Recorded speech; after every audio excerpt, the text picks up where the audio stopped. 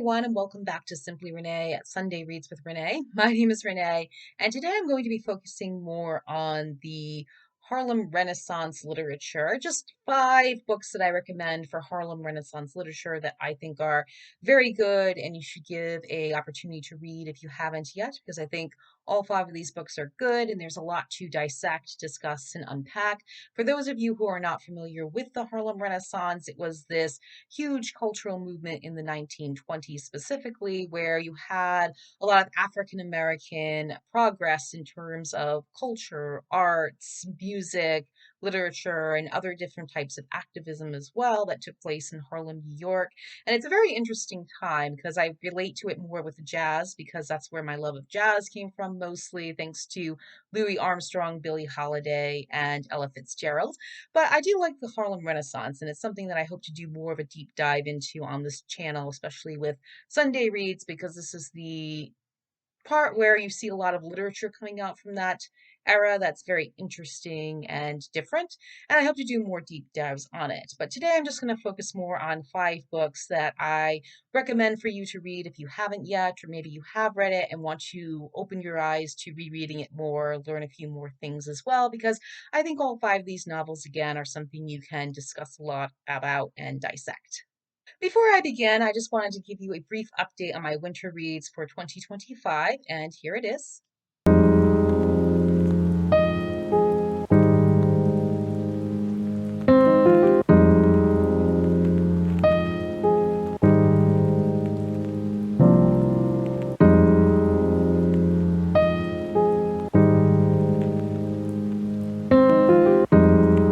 So as you can see, I finished as of now 15 of 30 books, which I'm very happy about. So I still got a month to go. So it's a little bit of crunch time for me.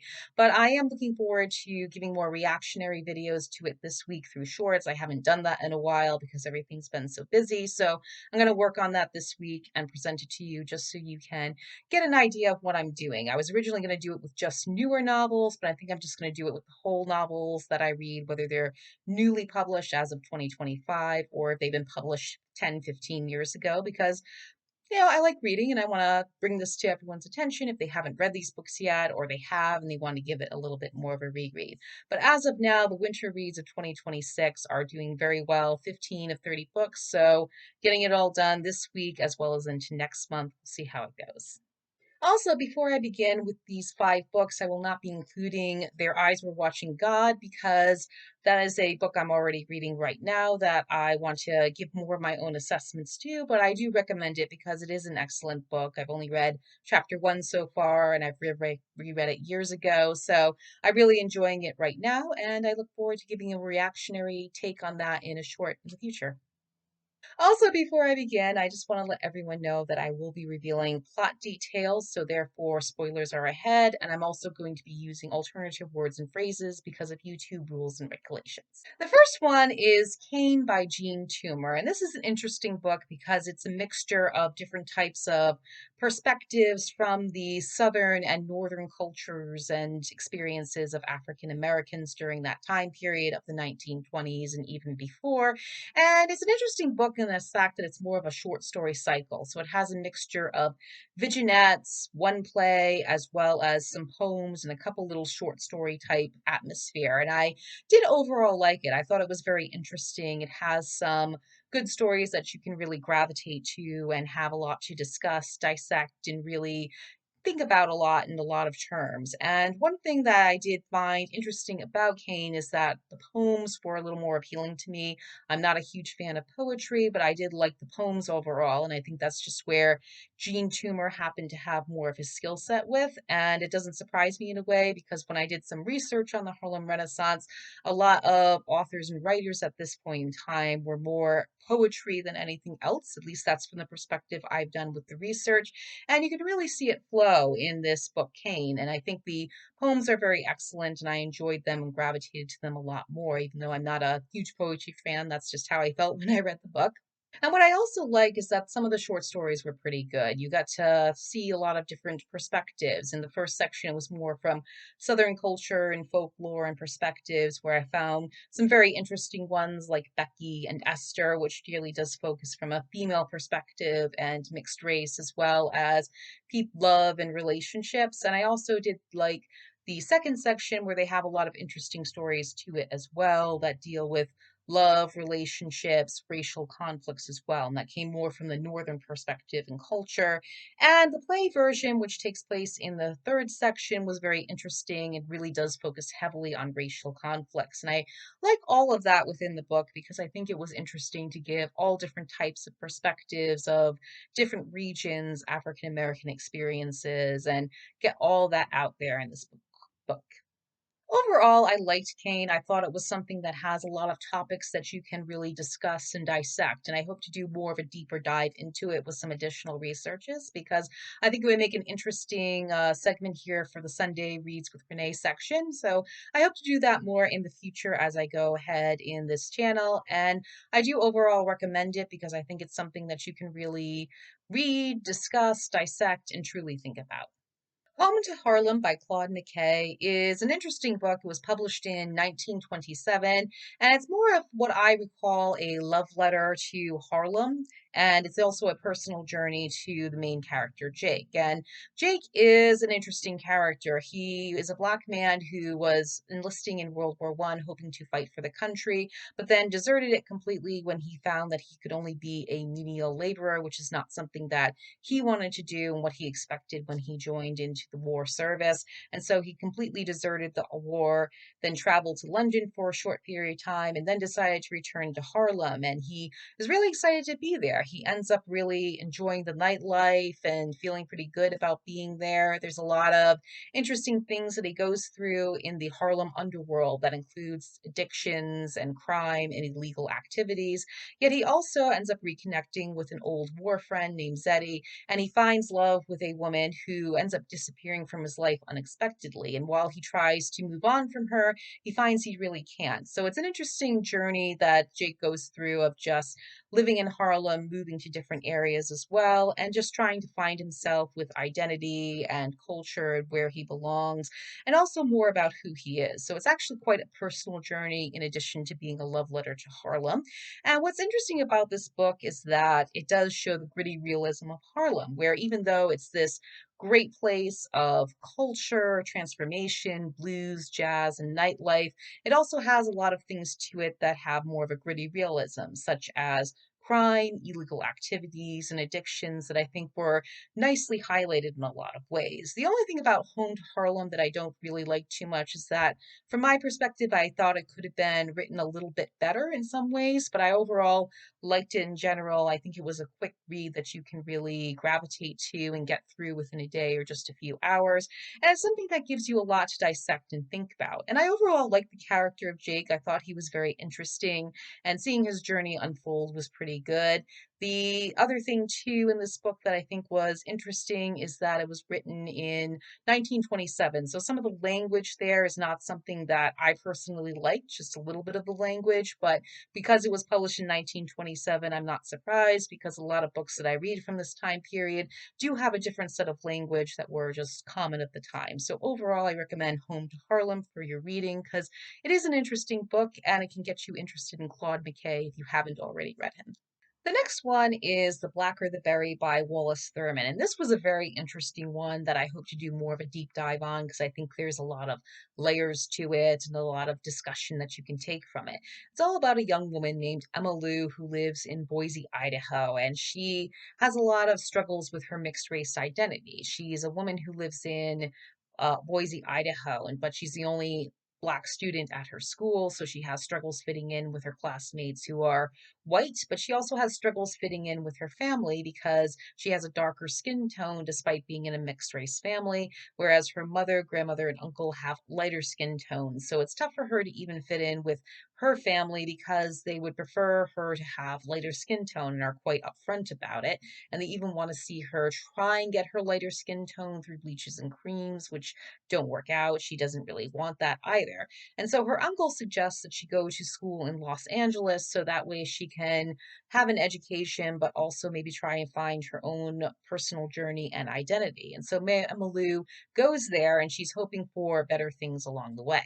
However, when Emma Lou arrives in Los Angeles, she finds it a struggle as well. Even though she starts to have a romantic relationship with someone, she still finds a lot of struggles fitting in because of her skin tone. There are some people that still prefer light skin tones as superior to the darker ones. She has trouble fitting in with people who don't consider her to be fit in any particular box because of her mixed race identity as well. And then she eventually goes to Harlem and she keeps going on these personal journeys while struggling with colorism, her own struggles with identity and work and career and relationships. So it's actually a very full, well rounded book that will take a long time to discuss because I find it very interesting and well written. I think Wallace Thurman really does well to show the complexities of it from the 1920s perspective. And it's interesting about Thurman himself because one of the reasons I read about why he wrote this book is because he felt that the early works of the Harlem Renaissance didn't really focus on all the complexities of African Americans. He felt that there was more works being published and distributed to the masses that showed African Americans as moral, upstanding people and not in a different way or in a mixture of how they have complexities and flaws and aren't always up to morally standards as well. So he really wanted to focus more on the complexities and the difficulties of that society. But he also wanted to really focus on the things that he experienced in his own culture and his society as well, because he saw mixed race people as struggling to fit in with their identities, especially in the 1920s, because of everything that was going on. But also, he also wanted to focus on how having darker skin tones for women made it very difficult. And I found that interesting because we're still having those discussions in 2026 from all the social media I see of people who do talk about this because they come from mixed race backgrounds and how they have struggles with that as well, even biracial people. And it's very interesting to see people discuss this on social media, even in 2026, and also how it was back in the 1920s as I read this book in The Black or the Berry. But overall, I think this is an excellent book. It's very well written. It gets to the heart of the complexities of society from the African American perspective. And I also enjoyed seeing Mary Emma Lou's journey. I think she has an interesting personal journey as she tries to go through different phases in life and struggles with relationships and her own identity. So when they get to the conclusion, I felt it was satisfying and worked very well. So I think this was overall a good book and I recommend, and I hope to do more of a better review and a deeper dive into it. So this is something I recommend from the Harlem Renaissance that I think is a very interesting one that I really enjoyed. The next one is The Conjure Man D Word by Rudolph Fisher. And this is a big time novel because it's been touted as very groundbreaking in its day when published in 1932 because it's the first detective novel with a black detective and has primarily black characters throughout the whole book. And it is a very well written book with some twists and turns and a good mystery. It's all about a detective named Perry Dart who is trying to investigate the violent elimination of a man named Frimbo, who was a fortune teller. And he's assisted by a Dr. John Archer. And so they both work together to really try and investigate this crime and find the perpetrator or perpetrators who did it. And it's a very good mystery. I thought it had some nice twists and turns. They had some interesting characters in the book that really moved the plot along. And it gets to a very good conclusion that I wasn't expecting, especially with some twists and turns. And it was an excellent work. I thought Perry Dart and Dr. John Archer made a very good team, and I would have liked to have seen more of them in different works. Unfortunately, Rudolph Fisher passed away before he could write more of those works or any other types of works, and that's very sad because he died at such a young age in his 30s. But I overall liked this work and thought it was very good with some twists and turns, and it's a very interesting mystery that I found quite appealing as it goes into more of the dark underworld of Harlem, New York, and you meet all these characters and these addictions, but also some shady activities going on. But it's really the characters in here that truly move the plot and have their own different types of personality. The only downside I saw to this novel is just that it it has some language in there that I think is just not very relevant and outdated today, but it makes sense for 1932. Even in the book version that I read of this, points this out that you're going to see some language in here that is typical of the time period, but not something we would do today. But overall, I think The Conjure Man D Word is an excellent mystery novel. It makes me wish that we could have seen more from Rudolph Fisher if he hadn't passed away at such a young age and what he could have presented to us completely. But I do recommend this one if you love mysteries, like interesting characters, and some twists and turns. Final one is Passing by Nella Larsen, and this is an excellent read, and it's a personal favorite for mine. I get drawn to this book consistently. I liked The Vanishing Half by Britt Bennett so much because it had a lot of similar themes as Passing did, and I think they both handle it in different ways, of course, but with Passing, I really liked this one because it's a relatively short read that has a lot to discuss, dissect, and really take into account, as well as think about after the final page comes. And for me, this is a great book because it's, again, relatively short, but it does give a lot of discussion similar to what The Black or the Berry did. And it's all about two women named Claire and Irene. And both of them are childhood friends who lost track of each other when they were adults. And they've gone into different paths. And they're from mixed race backgrounds and could easily pass as white. But Irene chooses not to. She likes living in Harlem. She doesn't want to pass as white. And she's living contently with her husband and two children, whereas Claire chose the opposite path. She decides to pass white. She marries a rich white man who is a racist, and they have a daughter, and they're living in Europe. And then one day, Irene and Claire cross paths. They end up reconnecting and having some discussions and catching up. But Irene really doesn't want to have a relationship with Claire because Claire has chosen a different path in life. She's chosen to pass white and live with her racist husband, and she doesn't really think it's a good fit anymore because Irene wants to stay in Harlem and not pass white. So it's just not a good thing for them to be friends because they've chosen different paths in life, and that's where they want to be at this point in time. But what does happen is that Claire does actually want to reconnect with Irene. She wants to start a friendship with her and reintegrate into Harlem, New York. Irene doesn't see it as a good thing because what if her husband finds out because he's very racist, but Claire doesn't care. She wants to try.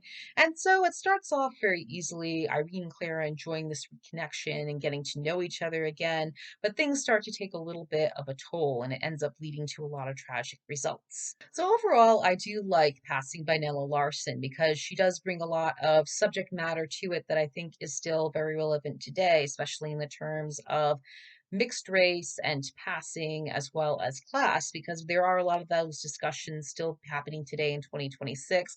As I mentioned earlier with The Black or the Berry, I see a lot of people on social media who discuss their experiences as mixed race biracial people and their identity. And in this case, I do think passing really did do well to bring the subject of passing there to light in the 1920s perspective, because it is something that I see when I look up a bunch of different stories about people who chose to pass as white and how that had ramifications and how it affected their lives as well. And I think it was just an interesting book. But outside of that, I did like the characters of Claire and Irene. I think they're both very interesting in the different paths they take, and they don't have any animosity to each other. There is a love and affection there, but because of the different paths they chose, they can't really ever come back in together completely as they used to. And then there's a situation in the latter half of the book where Irene thinks that Claire and her husband are having an affair with each other, and that causes a little bit of conflict, not too much, but enough for Irene to be suspicious of her husband's infidelity, possibly with Claire. Possible infidelity, mind you. And the thing that really is at the forefront, too, with Claire is that she really wants to reintegrate into the Harlem society, regardless of what her husband might find out. And Irene's like, nah, if you do this, it's going to cause some problems and issues. You know, we're in the 1920s, racism and segregation are still here. This isn't a good idea. And that ends up having some kind of conflict as well as possible tragic ramifications, which I won't reveal here in the book because I want you again to read it for yourself. But I overall liked Passing. It's a personal favorite of mine. It's very well written. And I also recommend reading Nella Larsen's book Quicksand, which is an interesting read as well. But between Quicksand and Passing, I like Passing the best. I think that was a greatly written work. It's something that I find very interesting, and you can still do a lot of discussion and dissection from it, and gives you a lot to think about. And this concludes the 5 books that I recommend that you read from the Harlem Renaissance. And these are the 5 books I like that give you a lot of discussion, dissection, interpretation, and a lot of things to think about and research.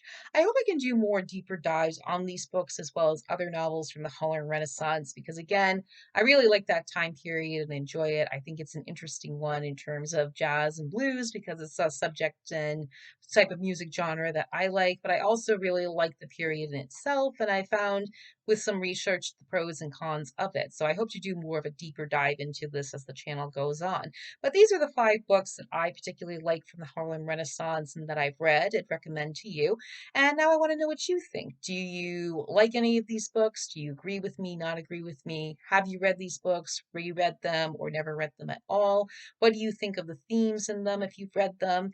And anything that you'd like to say, please do so. You can always leave them in the comments as I welcome all discussions. I thank you so much for tuning in. Please be sure to like, comment, share, subscribe, and click the notification bell. I'll be back next Wednesday with a different type of video, Friday with a food video, and next Sunday with another Sunday Reads with Renee video. We'll be entering March then, and I'm hoping to put up more for the theme of the month, which is Women's History Month. So you'll be seeing some different content for that and reviews. But again, I thank you so much for tuning in, and I'll see you next time. Bye.